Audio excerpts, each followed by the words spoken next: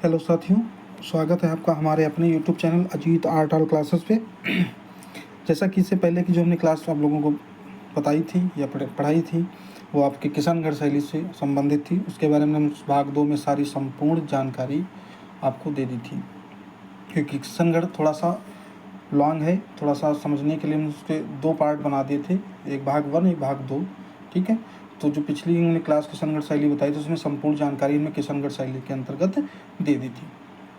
ठीक है, इससे पहले कि जब हमने किशनगढ़ शैली आपकी राजस्थानी शैली स्टार्ट की थी, वहाँ पे हमने बताया था कि मेवाड़, मारवाड़, हड़ौती, ठीक है, और ढूंढार, इन 4 क्षेत्रों से अलग अलग शैलियों का विकास हो रहा है। तो उसी के आगे राजस्थानी शैली के यानी कि मारवाड़ के आगे, ठीक है, मारवाड़ में आगे जो शैली है वो छोटी छोटी शैली रहेगी राजस्थानी इसी मारवाड़ क्षेत्र के अंतर्गत, जिसका पहला आज उसी के आगे की राजस्थानी शैली के आगे की हम शैली बताने जा रहे हैं अजमेर शैली। उसी के बारे में चर्चा करेंगे और उसको आप लोग समझ लीजिए, देख लीजिए। ठीक है, तो आइए हम देखते हैं कि इसमें इसकी स्थापना कब और किसने की है। ठीक है, तो स्क्रीन पे आप लोगों को दिख रहा होगा अजमेर शैली। तो अजमेर शैली की स्थापना किसने की थी वो हमको बताते हैं। नंबर 1 पे लिखा हुआ है पॉइंट, छठी सदी में अजयपाल चौहान ने अजमेर शहर को बसाया था। ठीक है, जो अजयपाल चौहान नामक शासक था उस समय, वो छठी सदी ईस्वी में उसने वहाँ पे अजमेर शहर को बसाया था, यानी कि उसकी स्थापना की थी। ठीक है, नंबर 1 पे पॉइंट लिखा हुआ है, स्थापना किसने की, अजयपाल चौहान ने। दूसरा इसमें पॉइंट लिखा गया है भिड़ाय, सांवर, मसूदा, जुनिया, नांद जैसे ठिकाने अजमेर शैली में सहायक रहे हैं। कहने का मतलब ये है कि जो ये नाम हैं आपके भिड़ाय, सांवर, मसूदा, जुनिया, नांद जैसे ठिकाने, जो क्षेत्र यानी कि गांव समझ लीजिए, ठीक है, या इस तरीके से कह लीजिए कि छोटे छोटे क्षेत्र के रूप में बटे हुए थे। तो ये जो अजमेर शैली में एक मुख्य भूमिका निभाई हुई है, क्योंकि यहाँ से अनेकों कलाकार आकर के अजमेर शैली में चित्रों का चित्रांकन किया है, रंगांकन किया है। इसीलिए इन गाँवों को जो है, इन ठिकानों का जो नाम है यहाँ पे प्रमुखतः नाम दिया गया है। ठीक है, अब यहाँ के देख लेते हैं प्रमुख चित्रकार कौन कौन से हैं अजमेर शैली के अंतर्गत। बस अजमेर शैली में 2 पॉइंट इतने महत्व हैं, ज़्यादा कुछ नहीं इसमें नहीं पूछा जाता। मैं 2 पॉइंट याद रखिएगा कि छठी सदी ईस्वी में अजयपाल चौहान ने यहाँ की स्थापना की। ठीक है, और भिड़ाय, सांवर, मसूदा, जुनिया, नांद जैसे ठिकाने जो थे अजमेर शैली में अहम भूमिका निभाए हैं या सहायक रहे हैं। ठीक है, आइए हम देखते हैं यहाँ के प्रमुख जो चित्रकार हैं कौन कौन से हैं। तो प्रमुख चित्रकार में नंबर 1 पे जो दिए गए हैं चांद। ठीक है, अभी हमने नंबर 1 पे देख लीजिए, अभी हमने नाम बताया था जुनिया, नांद जैसे मसूदा, सांवर, ये अलग अलग गाँव से, अलग अलग क्षेत्र से, अलग अलग ठिकानों से ये आए हुए चित्रकार हैं, इसीलिए इनका प्रमुखता से यहाँ पे नाम लिया गया है गाँव इन क्षेत्रों का। तो चांद जो नंबर 1 पे प्रमुख चित्रकार है ये जुनिया का निवासी था। ठीक है, तैयब दूसरे हमारे कलाकार हैं जो अजमेर शैली में आए थे, उन्होंने चित्रांकन किया, तो ये सांवर का निवासी था। ठीक है, तीसरा जो हमारे हैं चित्रकार राम सिंह भाटी, ये नांद का निवासी था, यानी नांद एक क्षेत्र का नाम है। ठीक है, चौथे हमारे जो चित्रकार हैं उनका नाम है लाल जी व माधव जी, ये मसूदा का निवासी था। ठीक है, रहने वाले जहाँ जहाँ के हैं उन्हीं ठिकानों का नाम हमने इससे पहले बताया है, उसी जगह से ये अलग अलग क्षेत्रों से, अलग अलग ठिकानों से कलाकार इस अजमेर शैली के अंतर्गत आए हुए हैं। ठीक है, 5वें नंबर पर अल्लाह बख्श जो अजमेर का ही निवासी था। ठीक है, नंबर 6 पे है उस्मा व साहिला, ये महिला चित्रकार थी। ठीक, तो जो इसके ऊपर हमने 4 नंबर तक बताए हैं चांद, तैयब, राम सिंह भाटी, लाल जी व माधव जी, तो इन ठिकानों का जो है पहले से हमने इसका उच्चारण कर दिया है नंबर 2 पॉइंट पे। ठीक है, तो हम पहले चर्चा कर चुके हैं कि इनका अजमेर शैली में बहुत ही अहम भूमिका रही या सहायक रहे हैं। ठीक है, तो वहाँ से आए हुए चित्रकारों ने यहाँ पे चित्रांकन किया है, चित्रों को बनाया है, इसीलिए इन ठिकानों का नाम प्रमुखता लिया गया है। नोट में पॉइंट लिखा गया है राजा पाबू जी का छवि चित्र चांद चित्रकार ने बनाया था, जो जूनिया का निवासी था। ये आप लोग देख लीजिए, लिखा हुआ है नंबर 1 पे। ठीक है, राजा पाबू जी का जो छवि चित्र है वो चांद चित्रकार ने बनाया था अजमेर शैली के अंतर्गत। ठीक, इतना समझ गए, आगे देखते हैं हम। अब देखते हैं अजमेर शैली की विशेषताएं। ठीक है, अब यहाँ अजमेर शैली की हम विशेषताओं के बारे में देखते हैं क्या लिखा है।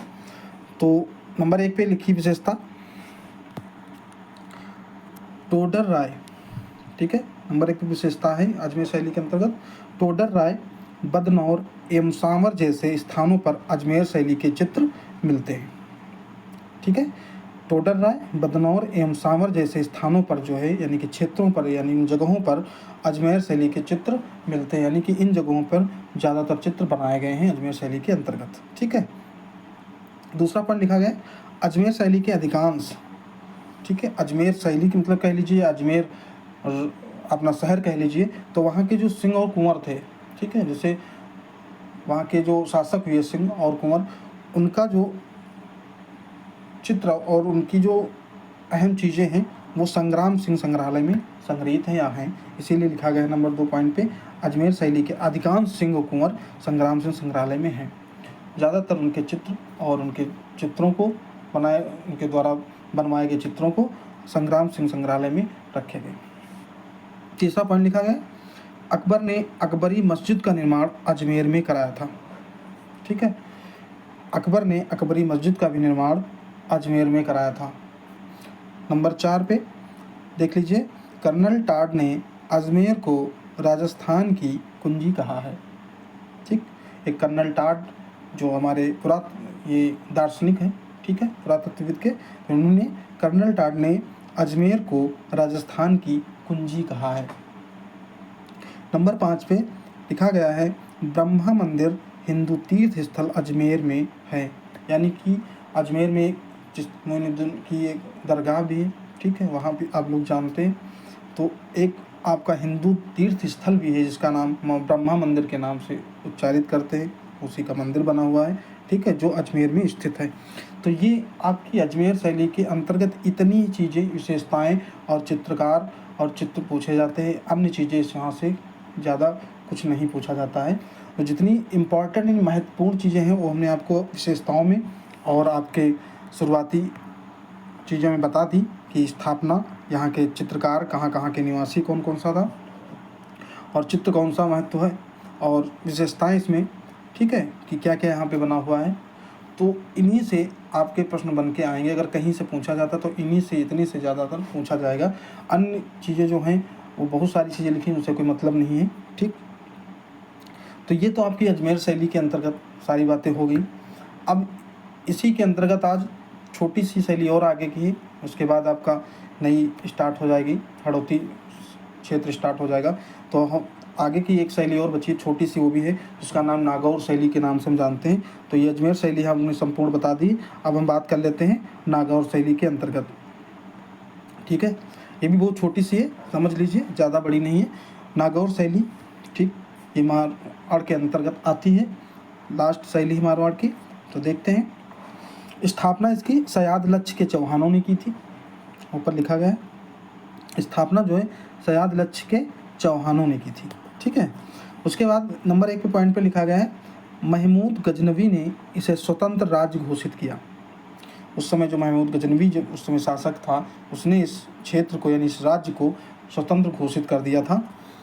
बस इतना आप ऊपर का समझ लीजिए, स्थापना और इसको मोहम्मद गजनवी ने जो इसे स्वतंत्र राज्य घोषित किया। ठीक है, अब यहाँ का जो चित्रकार था नागौर शैली, देखिए हमको पढ़ना है चित्रकार, चित्रों से रिलेटेड हमको जानकारी लेनी। वैसे अगर हम इतिहास के बारे में जानेंगे तो बहुत सारी चीज़, लेकिन वो हिस्ट्री जो पढ़ते हैं उनके लिए हमको सिर्फ उतनी चीज़ें उठानी हैं जो हमारे चित्रकला से संबंधित चीज़ें हैं।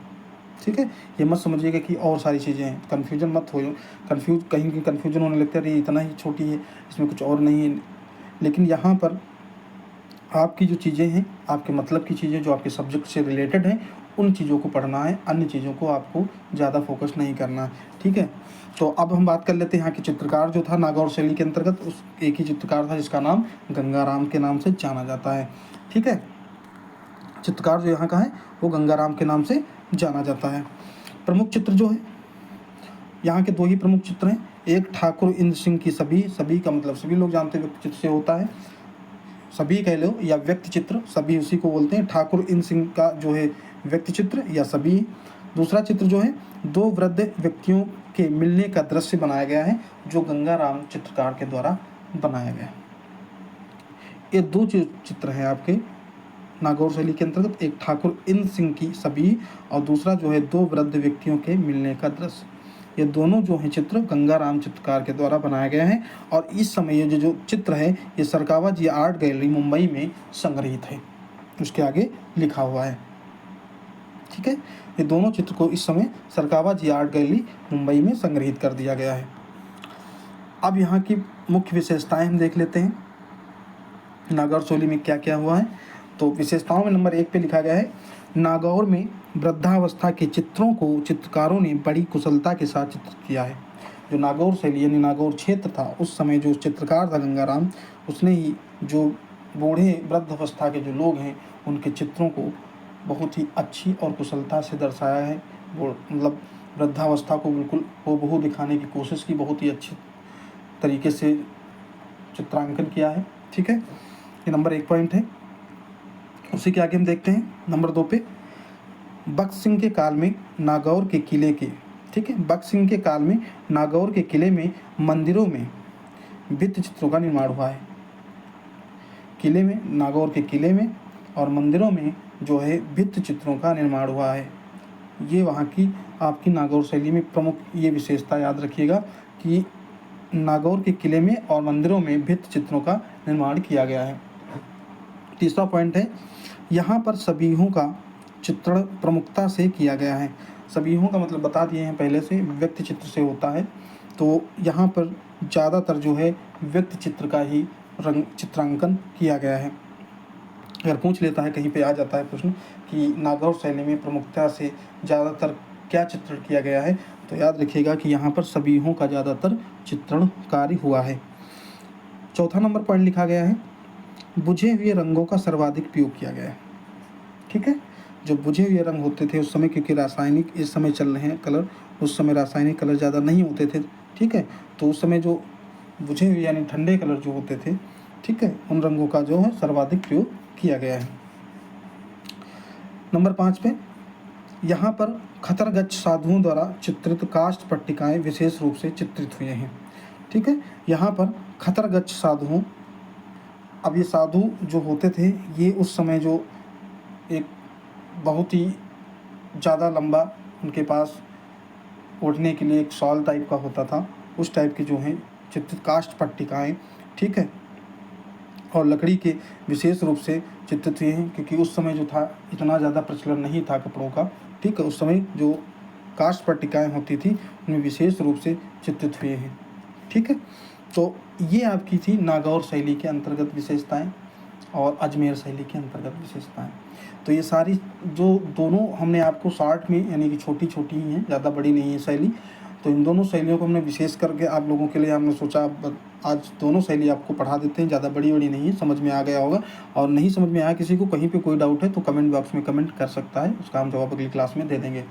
ठीक है, कोशिश करिए कि वीडियो को ज़्यादा से ज़्यादा लोगों को शेयर करिए, तो थोड़ा उत्साह हमारा भी बढ़ेगा, आगे हम भी रोज़ाना 2-3 क्लास देने लगेंगे। लेकिन आप लोग शेयर नहीं कर रहे हैं, लोगों को शेयर करिए, ठीक है, कमेंट करिए, लाइक करिए और लोगों को जुड़वाइए। ठीक है, और आने वाली जो नई क्लास होगी उसमें आपको नए क्षेत्र से हम ले चलेंगे, नए क्षेत्र की शैली हम आपको पढ़ाएंगे। ठीक है, ये आपकी मेवाड़ और मारवाड़ हो गई, अब हड़ौती से स्टार्ट होगी, जो हड़ौती के अंतर्गत जो आपकी शैलियाँ आती हैं उनके बारे में हम चर्चा करेंगे आगे। ठीक है, और आने वाली क्लास जो भी होगी, तब तक के लिए सभी को राधे राधे।